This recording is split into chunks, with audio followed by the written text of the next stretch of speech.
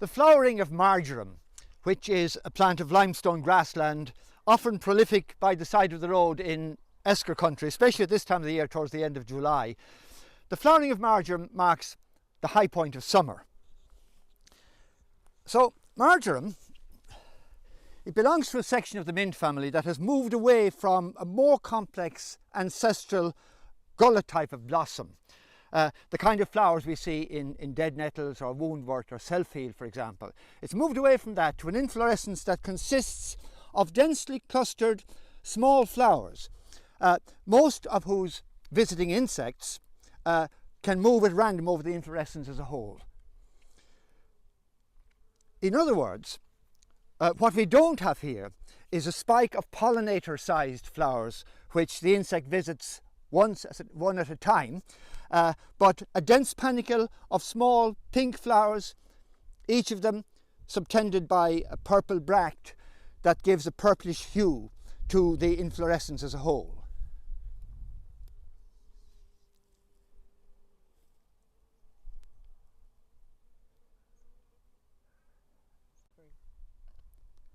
In botanical terminology, these are known as brush blossoms. The flower is still zygomorphic with the characteristic upper and lower lip, but the base of the fused corolla is a long tube, too long for insects other than butterflies and moths to access the abundant nectar it contains. You can see all of this so much more clearly if you have a hand lens. There are the usual two pairs of stamens which mature before the stigma, but here the flower first opens. When the flower first opens, the stamens protrude way beyond the opening of the corolla, the style and stigma remaining inside and only emerging when the anthers have shed all their pollen. And when they do emerge, they extend even further out than the stamens did. In other words, in marjoram, the stamens and stigma are not under the hood of the upper lip as they are in its gullet blossom relatives. The dried leaves of marjoram are the oregano much used in pizzas, though plants gathered in the wild are rather coarser in flavour, and one of its main medicinal claims in days gone by was as a cure for toothache.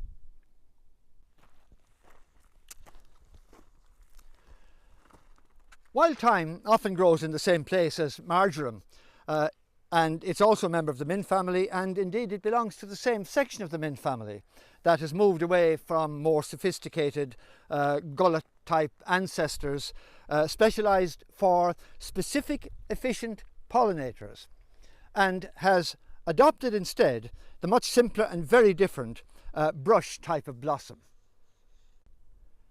Again, the little flowers are still zygomorphic with an upper and a lower lip, but they work in concert, in clusters of 40 to 50 rather than as individuals, and the four stamens and stigma are no longer in the ceiling of the hood, positioned for precision pollen placement, but extend far above the flower, where, working all together, they dust their insect visitors with their own pollen and pick up any pollen they may be carrying from other flowers.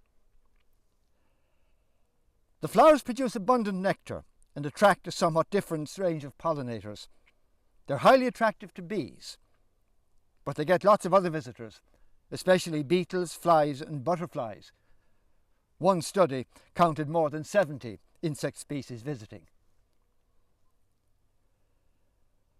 There is another quite extraordinary feature you won't be able to see without a hand lens.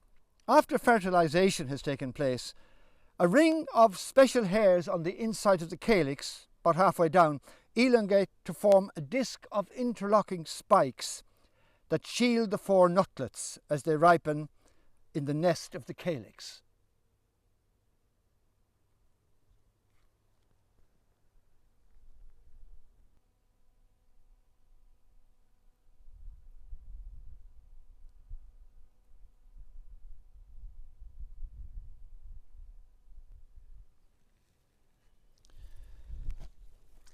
This is not the species of thyme that's so widely used in cooking. There are in fact about 350 different species of thyme worldwide, but it did have a very wide range of medicinal uses in the past, among other things for chest and digestive complaints, for coughs, for throat infections, for headaches and for hangovers.